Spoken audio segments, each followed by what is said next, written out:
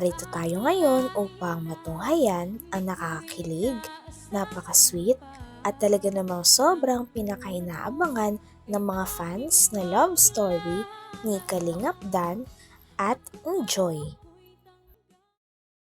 Dito naman ay kasalukuyan na kinakausap ni Joy, ang papa ni Kalingap Dan, at nasasaktan siya sa mga sinasabi nito.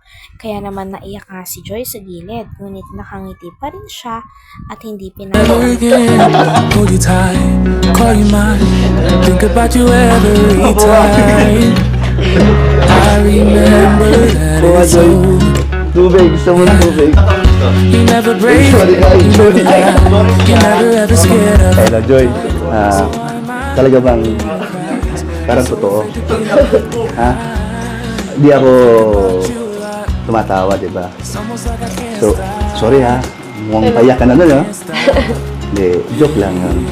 Prank sa yun, ha? So, nga lang, mukhang masama loob sa akin. So, maganda siya. At, smiling face parati. No? So, sige. Tuloy lang yung love team ni Dan. Okay naman. Okay na ba sa kasama? Ay! Naku, lumuha. Always knew that this would happen.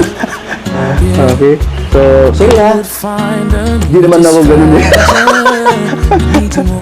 Ayan po, no? Ito po, na-surprise po natin si Joy. And then, yung kabila naman po, sorry din po, no? Andun pa rin po yung ating suporta kay Midget dahil simula sa pool hanggang ngayon, hindi naman tayo nagbago. And then, di ba sabi ko naman sa inyo dati, pag wala na pong Dan sa ere, Dan Joy, tuloy. Ang sabi ko naman dati, walang Dan Joy noon dahil umiiri pa ang Dandit. Tama? Tama, Joy? O, pero maraming humanga sa'yo dahil wala silang narinig sa'yo. At nung narinig ko, nung noon, sabi mo nga, respeto lang at hanggat nasa ere pa yung Dandit, hindi ka papayag na magkaroon ng love team kay Dan. Okay? Pero bakit ka na naman? Natakot. Okay, kaya na tayo. Okay, huwag ka na matakot.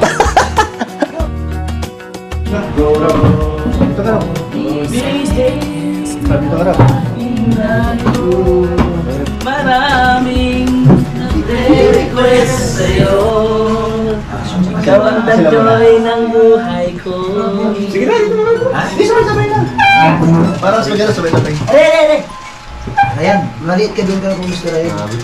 Ay, kamu na mga hari. O, dito iba.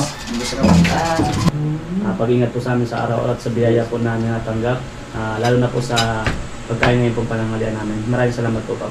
Thank you po. Amen. Pagkatapos ng mga naging pag-uusap nila ay naging maganda na rin ang mood ng dalawa. At dito nga ay sama-sama na rin na kumain ng buong Kalingap, si Joy, si Dan, pati na rin ang papa at mama ni Kalingap Dan.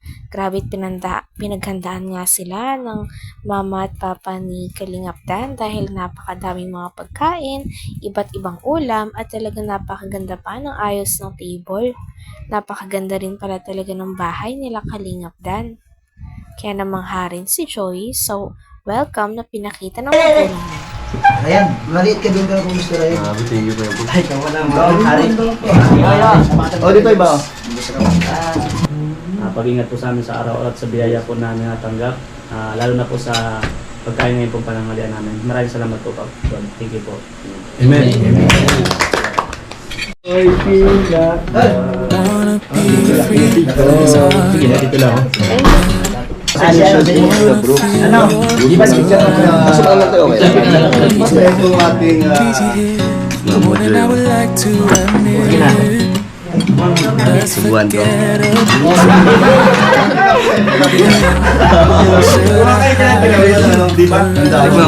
Ay, sakto. Should I close my eyes and call you mine? Think about you every time. Wala, ito nga pala, kalimutan ko si Andito mga okay lang. Ay, grabe. Ano kaya bagong kasal? Sarap pa nga. Sarap. Uy, tandaan lang sa pagkain. Huwag kang mag-away dito. Huwag kang mag-away dito. Sarap ng pagkain. Ang dalawa. Ate, babe! Saan nag-away po dito? Di, pinilisan niya, nakakatabi pa si Papa. Kaya kayo Ganun lang oh, dandaan, huwag mabilis. Gayahin mo si Juliet kung kumain mo, dandaan lang. Ito, ang bilis mo. Dandaan lang. Ikaw naman. Baka kasi umubusan. Ay, grabe. Maraming pagkain ito, nakatingin si Papa. Salamat ko, wala sa tabi natin siya at wala mag-aawat. Dito ka nga ato, oh. Joy, pasensya ka na napagtripan ka ni Kuya Brooks. Okay lang? Okay lang, no? Pero yung sinabi ko kanina, special someone, totoo yun. Baka prank lang din yun. Hindi, totoo. Ikaw nga ang tinutukoy ko. So baka galit ka? Hindi naman. Galit ka sa amin? Hindi naman. Kay Kuya Brooks? Hindi. Hindi. So ano masasabi mo na napakilala na kita? Na tanggap ka na ni Kuya Brooks? Kinabahan ako kanina. Katakot ka?